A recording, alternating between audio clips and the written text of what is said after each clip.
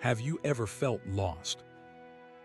Not just misplaced your keys lost, but fundamentally soul-deep lost. Like the map of your life has been shredded and the compass spins wildly, unable to find true north. I see faces here who understand that ache. That hollow space where certainty used to be. We build our lives on stories, don't we? Narratives of who we are, where we're going, what we believe. But what happens when the story unravels? When the foundations crumble beneath our feet? When the life you envisioned simply vanishes? I want to tell you a story. A story of a woman named Naomi. Imagine her leaving her home, Bethlehem, the house of bread, driven out by a gnawing hunger, a famine that threatened to consume everything she held dear.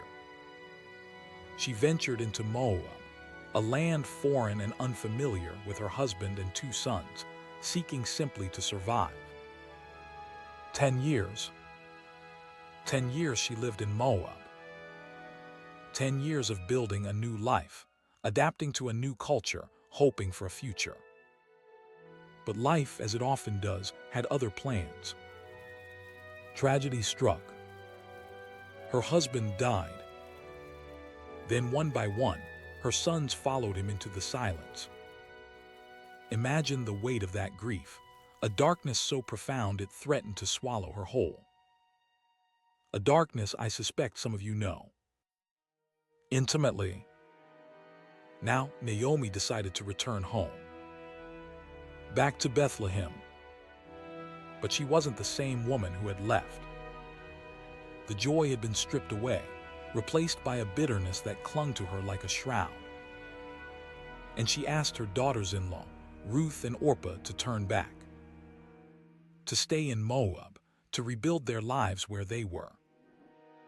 Orpah listened. She did what was practical, what was expected.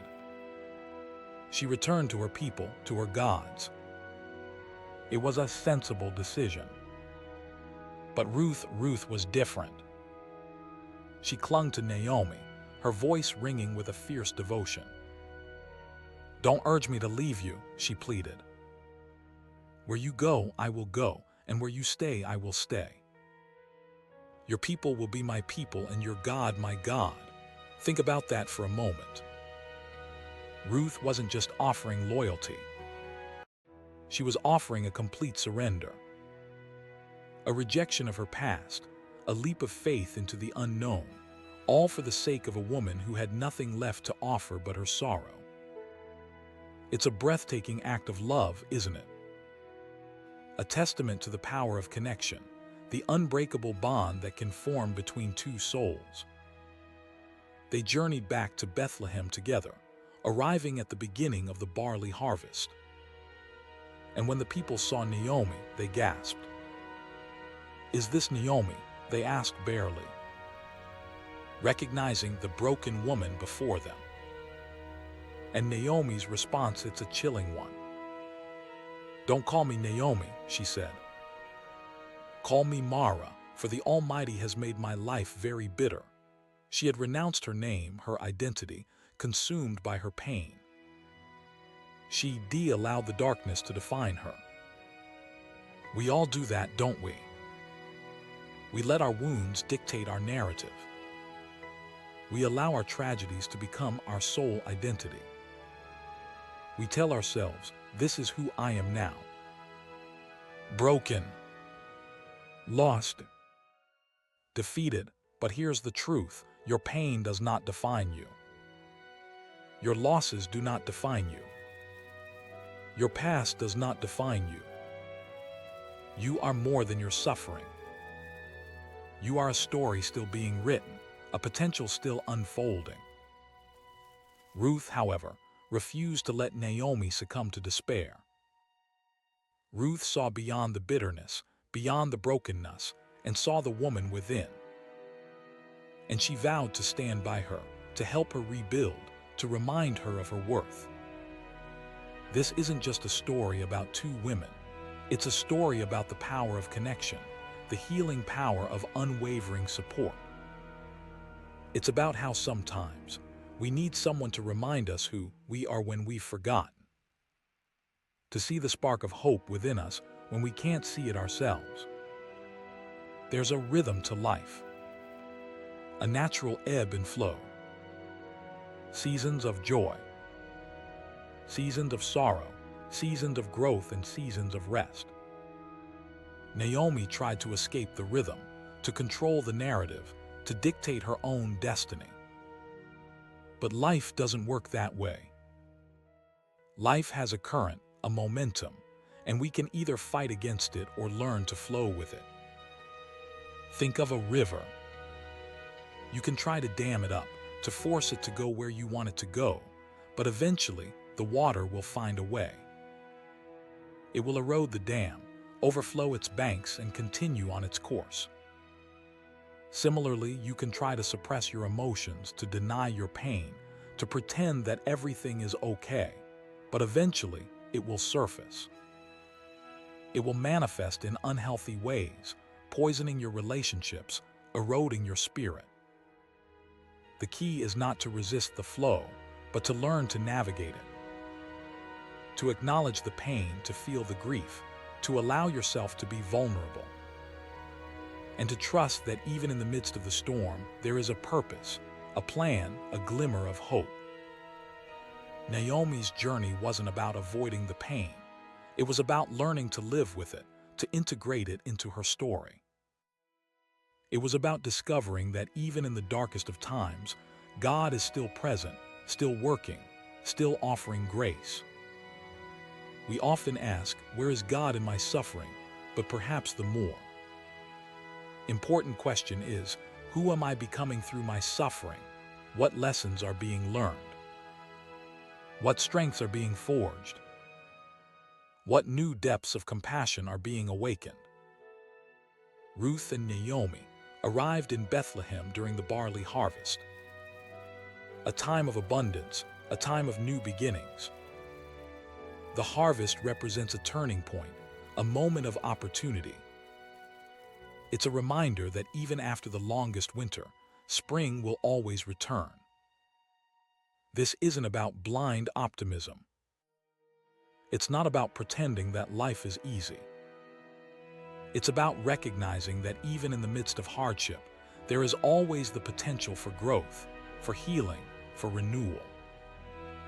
It's about choosing to believe that even when everything seems lost, God is still working behind the scenes, orchestrating a future that is far greater than we can imagine. And that's the core of this story. It's not about escaping our pain. It's about embracing our journey with all its twists and turns, its joys and sorrows. It's about remembering who we are, even when the world tries to tell us otherwise. Don't let anyone steal your name. Don't let anyone define your worth. Don't let anyone convince you that your story is over. You are a masterpiece in progress, a work of art still being sculpted, a symphony still being composed. And just like Ruth, you don't have to walk this path alone. There are people in your life who believe in you, who see your potential, who will stand by you through thick and thin. Lean on them. Let them remind you of your strength. Let them help you carry the weight. Because here's the truth, we are not meant to do this life alone. We are created for connection, for community, for love. We need each other to thrive, to heal, to grow. I think about Dexter, my youngest son, leaving for college. I told him, don't you forget who you are. Not because I wanted him to live up to my expectations, but because I wanted him to remember the fire within him, the unique gifts he possessed, the potential that lay dormant within his soul. Life will try to dim that fire.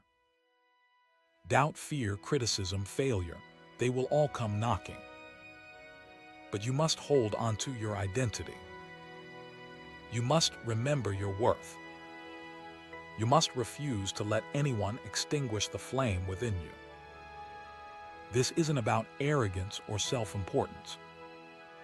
It's about recognizing the inherent dignity and value that resides within each and every one of us. It's about understanding that you are a child of God, created in His image, endowed with unique gifts and talents, and those gifts are needed in the world. Your voice matters.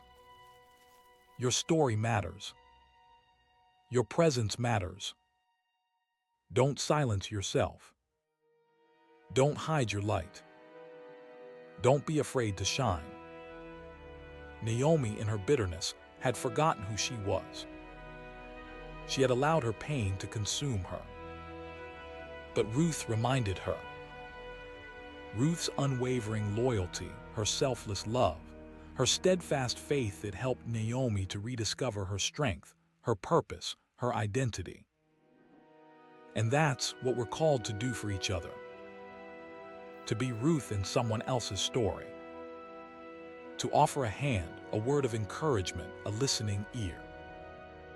To remind them of their worth, their potential, their inherent beauty. Because the world needs your light. It needs your kindness. It needs your compassion.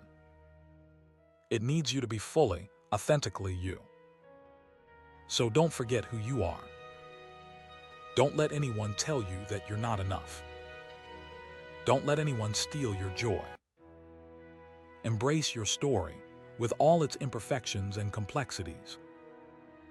And trust that God is with you, guiding you, strengthening you every step of the way. Remember Naomi. Remember Ruth.